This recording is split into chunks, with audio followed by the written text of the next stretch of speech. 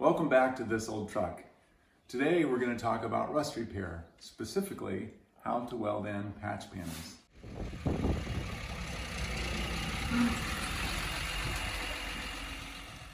We're going to be fixing this rust spot, and to make it easier, we will remove the fender.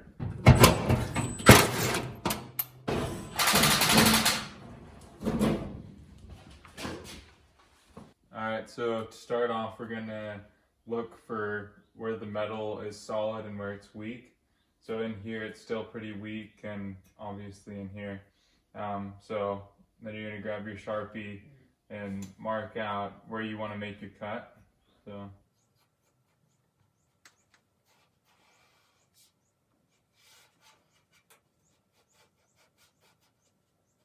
and this doesn't have to be perfect, but just to give a rough idea where you're gonna make the cuts. So now we're gonna grab the angle grinder and cut it out. Alright, now I'm gonna cut it out with an angle grinder with the cutoff wheel on there.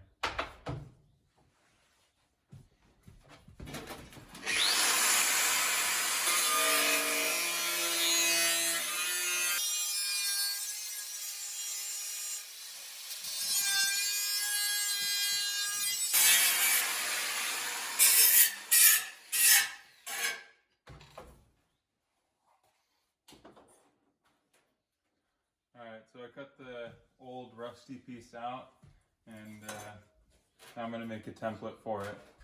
So there are a couple different ways to make templates. First one is to just copy the old piece that you cut out, but this one isn't exact anymore and we're missing a big portion of it, so that's not really an option. So what we're going to do here is lay it over the cut, and if you can get to the back, you can just trace it over the back. So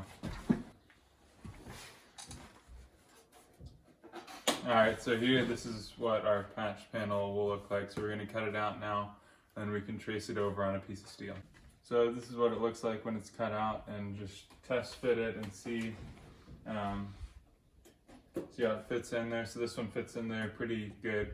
The reason I use a template instead of tracing it straight onto steel is because sometimes you have compound curves and it's just hard to do with steel right away. So I use cardboard that's easy to move around, and if you make a mistake, you can just throw it away. So so I found this piece of steel that I'm going to trace the template onto and then cut it out with the angle grinder.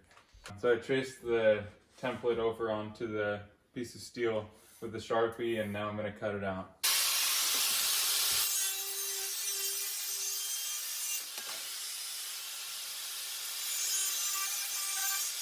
Okay, so I test fitted it, and it was a little bit big on a couple places, so just took the flap disc to it and ground it down so that it fits in there pretty nice.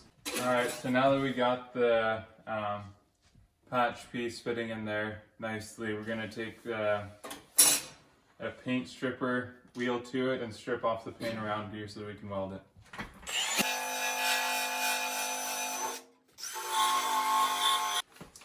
Alright, so before you weld it in there, check if the piece is curved in any ways or anything, and then try and match those curves with the patch panel. So this one has a little bit of a rounding to it, so I bent the patch panel like that a little bit.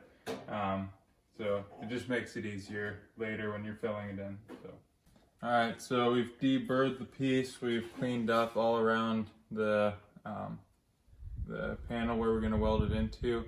Now we're ready to weld it. Make sure that you have a good ground on the piece, and that you have your welder set on one of its lower settings. I've got my welder set on the lowest setting just so that you don't burn through the whole time.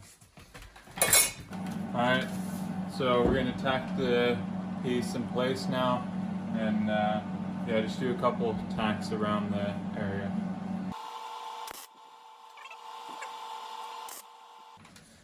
Alright, so I got a couple of tacks all the way around there holding it in place. Where you're putting a tack, make sure that the metal is flush with each other. Otherwise you're just going to have to put a bunch of Bondo on there to level it out later. So just put a little bit of extra work in now and get it nice and level, and then it'll save you some work later.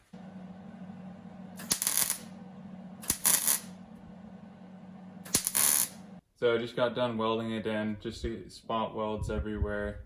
Tried to spread them out so the heat wouldn't get too hot and burn through. So now I can grab the angle grinder and clean it all up. Just got done cleaning it up with the angle grinder. You can check your welds and see if all of them had good penetration through there, or if you missed a couple spots, and then you can just come back and tack it in. But this one is actually looking pretty good, so. Hope you enjoyed this session of This Old Truck. It was fascinating seeing how Ruben worked through cutting out a piece and welding it in, and it has a lot of application to our own lives. I think of Psalm 22, where King David talks about how hurt he is. He says, in the beginning of it, he says, my God, why have you forsaken me? And then he goes on and explains how hurt he feels, how alone he feels. And I know during this pandemic, a lot of times we do feel alone, we feel hurt, we feel abandoned. Sometimes we feel like God is not there. But then the next Psalm, Psalm 23, he goes on and says, the Lord is my shepherd, I shall not want. He makes me lie down in green pastures. He leads me by still waters. He restores my soul.